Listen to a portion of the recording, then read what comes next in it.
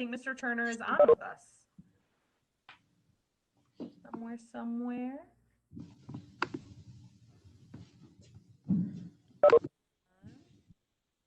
Pam, how you guys doing tonight?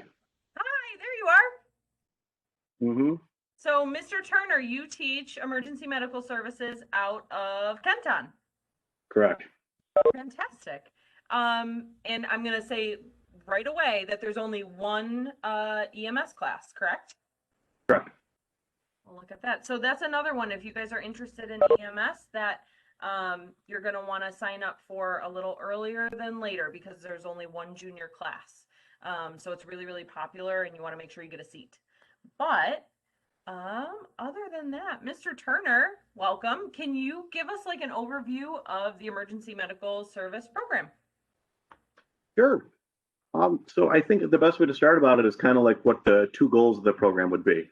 So the two goals that I have, that kind of going to keep it simple, is to train my students to become certified providers from the Department of Health in New York State. They can practice in the field right out of high school.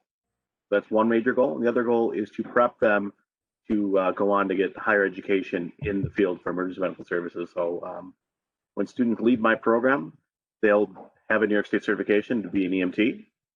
And then the goal would be hopefully they move on to go to like the local college for our area is ECC to get their paramedic. But right out of the program, they can go in and, when they leave the program, they can get a job right in the field right away and start working on an ambulance. I didn't realize that at all. I actually thought that there was, that you had to jump through more hoops than that. That's really awesome that they can go right into the workforce. Mm-hmm. Very cool. Yeah. So what are some of the topics that you cover in class? So we cover all kinds of topics that you'd think would help for like life-saving skills. So like there's everyone likes to think of the trauma stuff, right? So any kind of injuries for splinting, how to control major hemorrhages, head injuries, injury to the nervous system. But there's also like a large component of medical to it as well. So we go through all the major systems. We talk about the anatomy of those systems, physiology, how it works, and then we talk about the problems that develop from that and how we treat those things. A lot of things too comes down to just assessment. There's a whole unit about how we do the assessment, and we make it very systematic. So it's constantly in a structure, we always do it the same way, so that we're treating everyone, no matter how serious or non-serious they seem to be, right off our initial impression how we see them. We're never going to miss anything. So full head-to-toe exam and different things like that.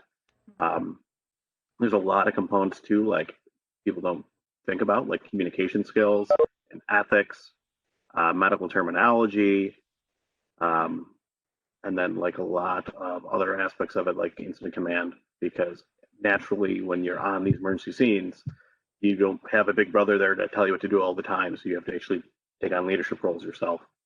So there's a lot of operation stuff also embedded into the curriculum for the program.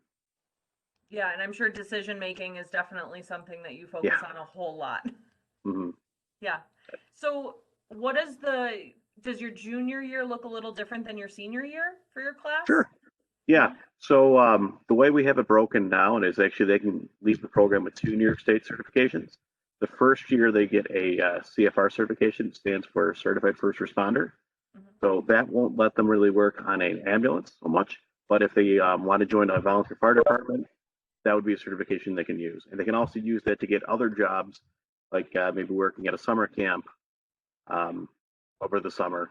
That would be something they can use, or working at an amusement park in their EMS office. They would definitely take that. They'd hire them right off that. So that was a nice little thing that I thought we could work into the programs. When you even finishing your junior year that summer, you can get a job and start making some decent money right off the get-go. But a lot of my students are interested in joining their local fire department as well.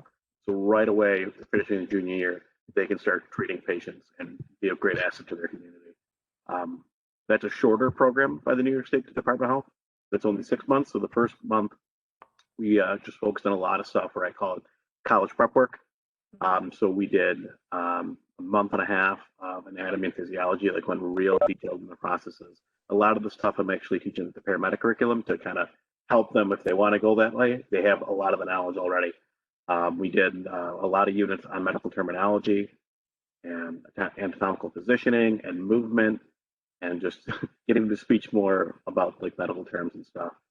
They also took a first aid course and CPR right off the get-go, so that if they wanted to get any jobs, even before they finished the program, in the first month they got those, and they can apply maybe to work and like any kind of community sports programs or something like that for coaching or lifeguarding or something like that. If they want to get a job while in high school, here's your certification right in the first month. Wow. Walk away with it. And then the senior year is going to be dedicated pretty much right for EMT. It's a much longer program, and it'll actually, once you get your EMT, replaces that CFR cert. But EMT is the certification you would need to work on an ambulance. Gotcha. I didn't, again, so many certifications you can get in high school. That's like kind of boggling my mind. Your program is awesome. Yeah, a lot of that changed because New York State reduced the age for EMTs to 17 a couple of years ago, and the goal was to get more people out of high school right into the field because we had a need.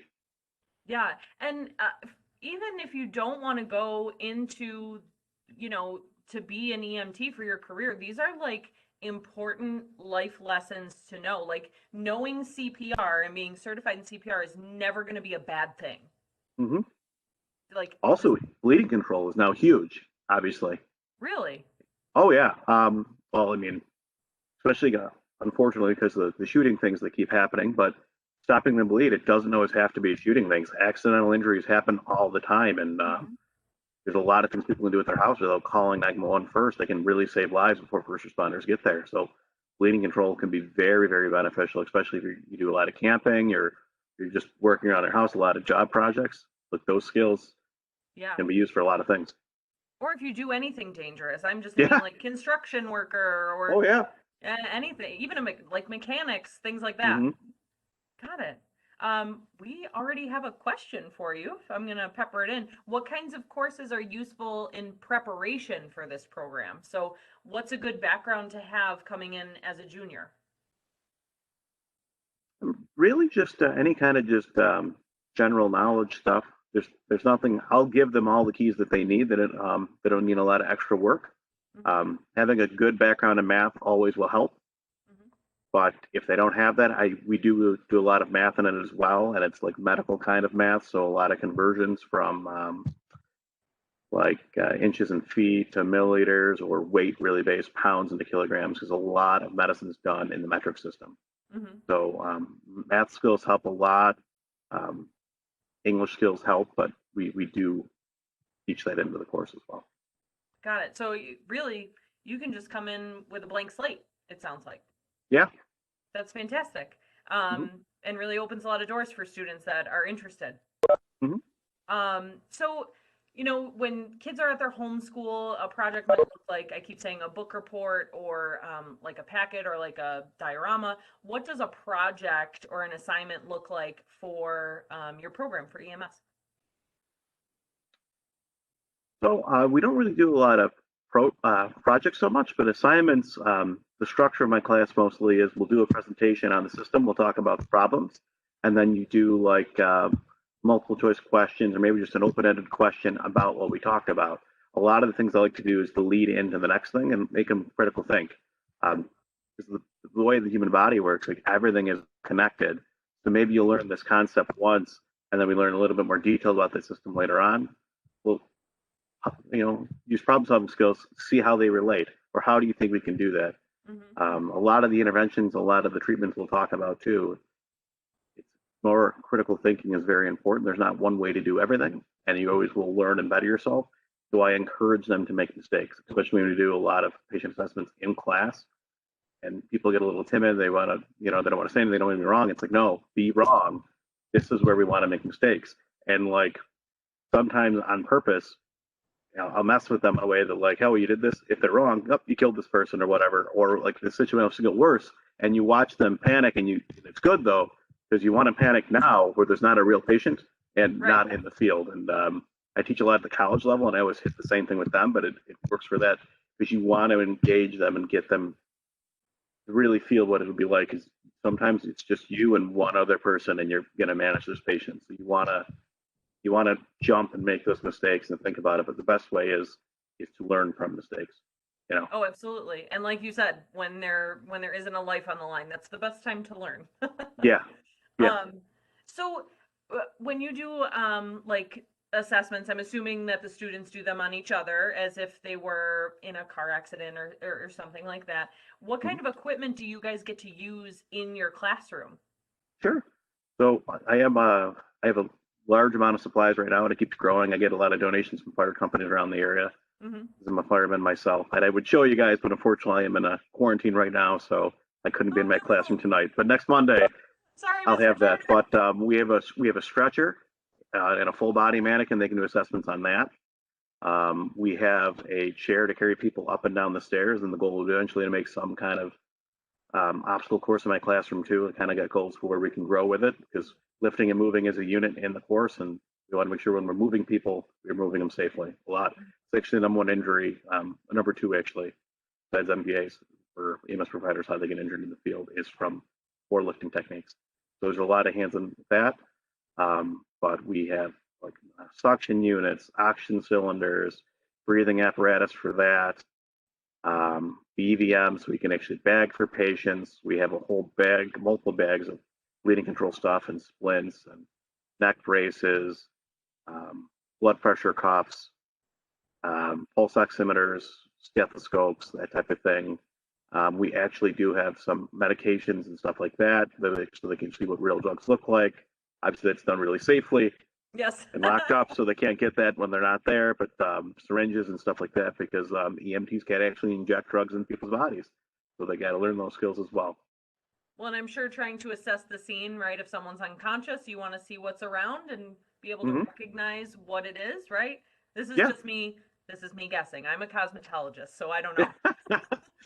But I'm No, gonna but I mean, guess. they actually EMTs can actually give about 7 drugs or so. So they Oh, actually wow. have to Okay. learn what the drug is and what the side effects are, when the indications for when to give it, what Hmm. complications you could have, and that type of thing. So yeah, so we have a lot of those drugs there too, and so fun stuff to have. Yeah, I'm gonna make an assumption, so tell me if I'm wrong. But we should also probably say that in your course, you might see some stuff that's pretty serious because EMTs see serious stuff, right? So if you are a little shy or a little squeamish or you're a little adverse to seeing some of those intense situations, be warned that you're going to see them. Again, that's an assumption. Hmm. That Yeah. would probably be a good one. We do have some graphic images, but unfortunately, it's like kind of the only way to really learn. You got to see some injury sites and things like that. Uh, and they will do internships in which they will do rounds in the hospital and rounds on an ambulance. So there is definitely potential to see some things, Hmm. so they have to be mature when they're there. And, it might be a way that, they might get more interested in it, or it could be they decide, oh, well, maybe this isn't for me. Like, But oh, yeah. yeah, so that is that benefit there. Yeah. The course itself is really split between lecture and skills. Like it's not completely skill driven like some programs, and I wish it would be more. But the background is you have to have cognitive knowledge there from the lectures in order to treat patients, right?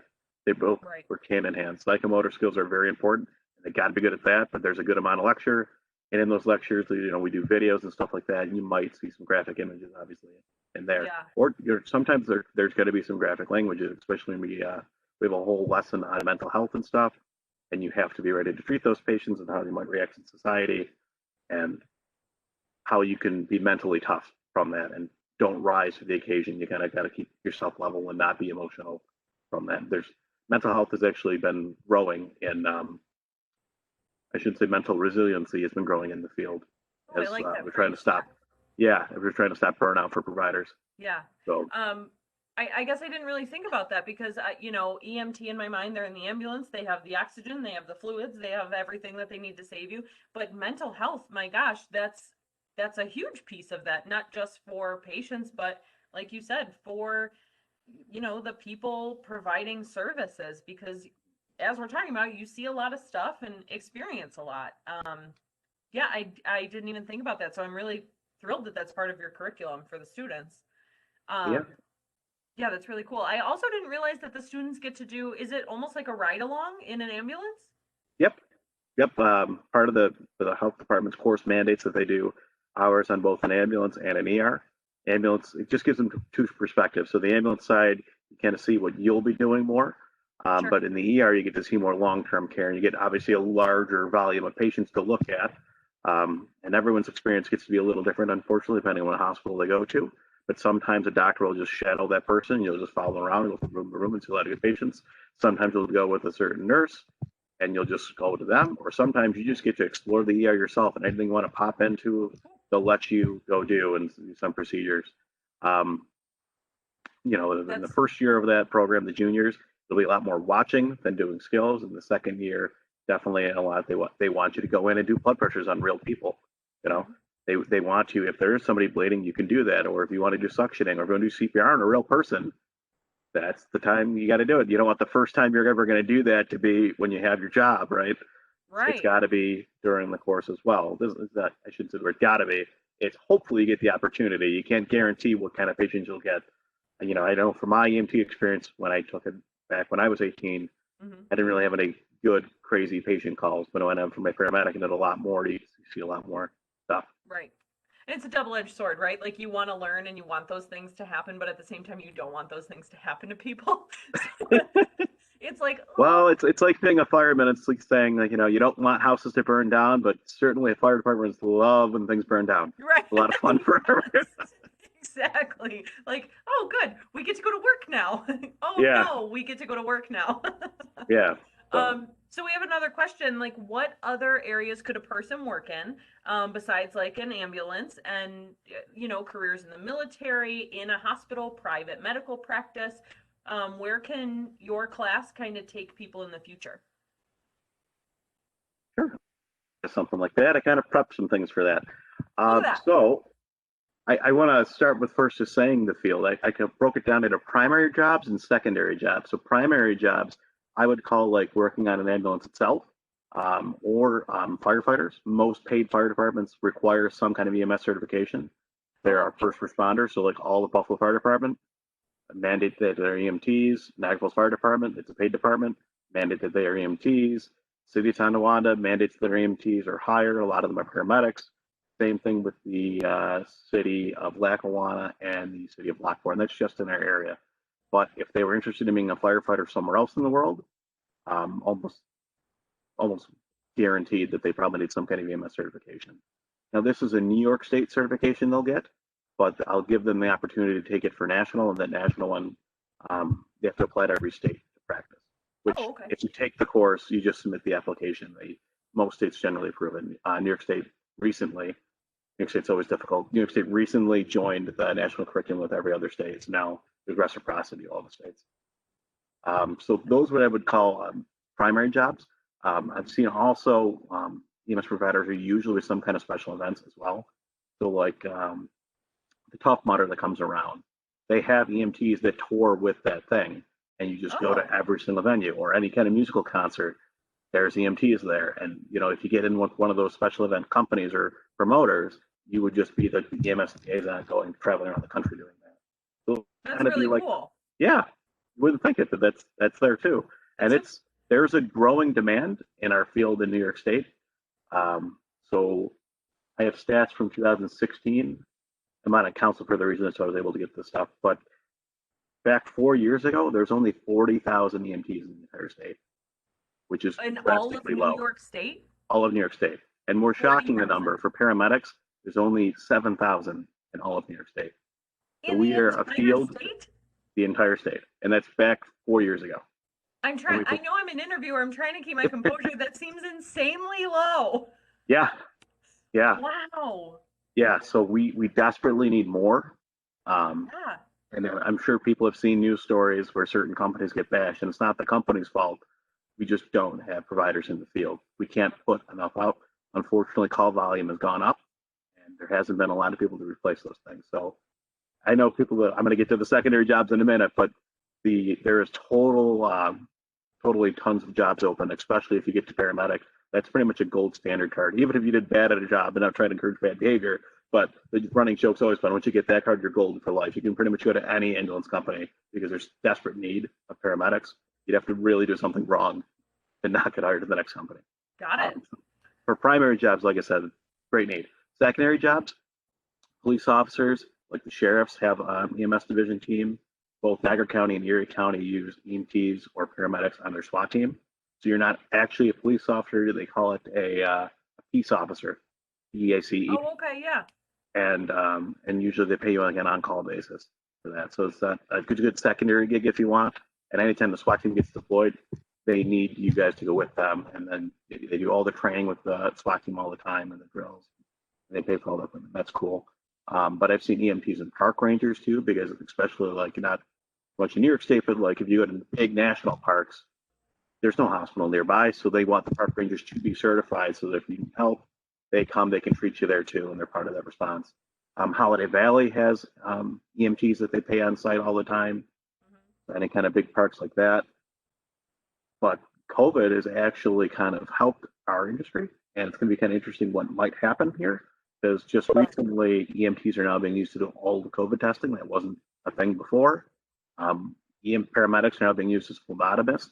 Laws are being changed to the Department of Health monthly recently to give EMTs and paramedics more privileges. So who knows where it might expand, but ERs are now hiring EMTs now to do hospital or the temperature screening. So just working in a year, just doing that, and other businesses were. I know with the COVID testing going on, some school districts were looking to hire EMTs for that. So really, the possibilities might be endless when it comes to that. Yeah, they were reaching out. The Department of Health right now is just put out jobs in the last month. They were starting pay at $20 an hour to do COVID testing and $25 an hour for paramedics. Wow.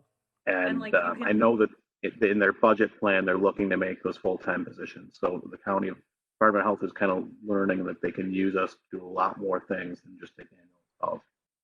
Yeah, and it doesn't seem like something that they would backslide on. Once you get to that point, it's kind of like, well, why not?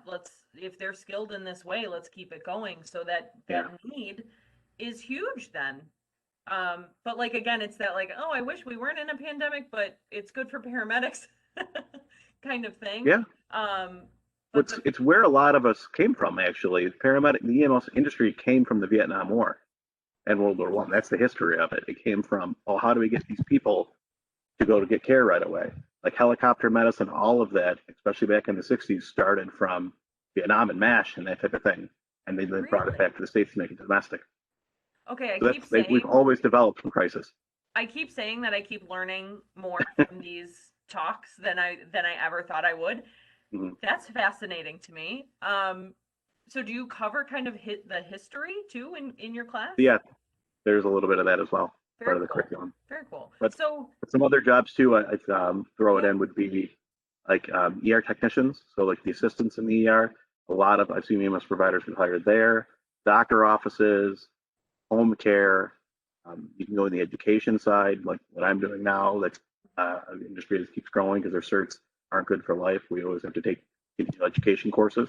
So you can get enrolled in that, like being a CPR instructor, providing CMEs, what they call continual medical education hours. But if you like what you do a lot and you just want to get more money or get more skill, you can go back to school. And a lot of these skills transfer into nursing, doctorate, PA programs, surgical techs, medical assistants, or just working in public health. I've known a few friends of mine after they got the paramedic did an online course. You can actually bridge your paramedic to nursing. Wow, that's awesome. For an online program, I think it took them about a year and a half, 2 years, something like that.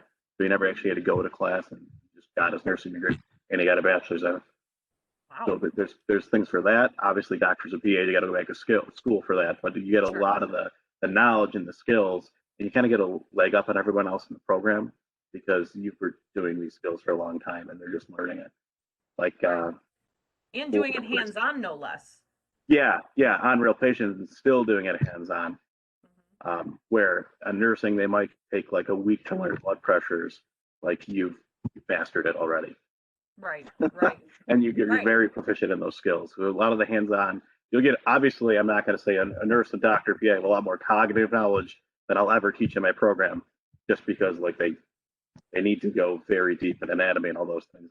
I go pretty deep, but not as deep as them. But skill-wise, you'll be right with the best of them. There's a lot of paramedics that actually get IVs and innovation better than doctors and nurses Yeah. just by proficiency. So skill-wise, you get a big benefit in that. But public health, that's always a growing thing. So you can always use your knowledge and skills and your experiences to develop in the public health system as well. For Yeah, that's epidemiology awesome. and things like that. Yeah, very cool. We do have another question. So talking about like the trajectory, if you want to be an EMT, what can you expect as like pay for an EMT and then pay as a paramedic? So that is a tricky question to answer. I had a feeling. Most of the ambulance companies in our area are all private. Mhm. There's no municipal EMS yet. I think it's going to develop soon, especially again because of COVID. Mhm. So it's based on industry standards with our local, and it changes per city and it changes per state. If they move downstate or out of state, they'll get paid a lot more money. But I think it's going up drastically here. I can say for my personal experience, I got my paramedic in 2012, I think, and my starting pay was like 13 an hour. But recently now it's up to 20. So like that's a huge percent of increase when we're talking only 8 years. Right. And like I said, the county Erie County Department of Health kind of recently changed the game a little bit by starting pay at 25 an hour. So they're always going to be in competition. They're going to match. So you're going to see that starting paramedic pay go up for those private companies. I don't know what their starting pay is right now. I think when I used to work at Twin City, medic was up to 19 is a brand new, and EMT I think is up to 15. Mhm. But again, I think you'll see them kind of rise in the future. Absolutely. They're always going to be in competition. They're always going to be right with each other, but because they're private, that's kind of where Yeah. it is. But if municipal takes off, like I think it might, then you're going to see a retirement system in that, similar to like firefighters and police. There is in Chautauqua County, they do have county paramedics on fly cars. So if they just go an hour south, they have standard pay and it's a civil service exam. Right. But the outlook is good. Yes, I think you're Awesome. going to see it grow. So we're I could talk to you all day about this because I know nothing and I find it fascinating, but we're closing in on our 30 minutes. But I have one more question for you. Sure. Like what if a student can come to your course with one character trait that will take them really far in your program? What would you say it is? I was so struggling with that question prior. So I would say the biggest thing would be willingness to learn and improve from mistakes. You got to take the risk, and then we bet ourselves. I do a lot of comparisons to football, go Bills, but I would say like we keep practicing until you can't get it wrong, not until you get it right the first time. Okay, let's go again. And then once you keep doing that, let's go for time. Let's see if we can get it, how fast we get it, more efficient we can do it. But it goes with that. I think there's a good component of that with cognitive too. I do a lot of like review and then where I let them build out the material we've done for review. Okay, well, tell me about this. Name anything you know about this concept, and then we'll Right. bridge off that, and scaffold until we kind of create a whole whiteboard of ideas. And Yeah, good way to I review love everything. that. So it's almost like being a little competitive with yourself in Yeah. a way. Like keep moving that benchmark, move the goalpost, if you will. Yeah. For yourself. That's awesome. I cannot wait to talk more next week because I think I'm going to have a million more questions. So thank you so much for sharing with us. And yeah, so next week we'll have more. Awesome. Awesome. Right, Well, guys. thank you, Mr. Turner. I really appreciate you spending time with us. It was awesome. Yeah, no problem. Have a nice night. Awesome. Thanks, you too. So we're wrapping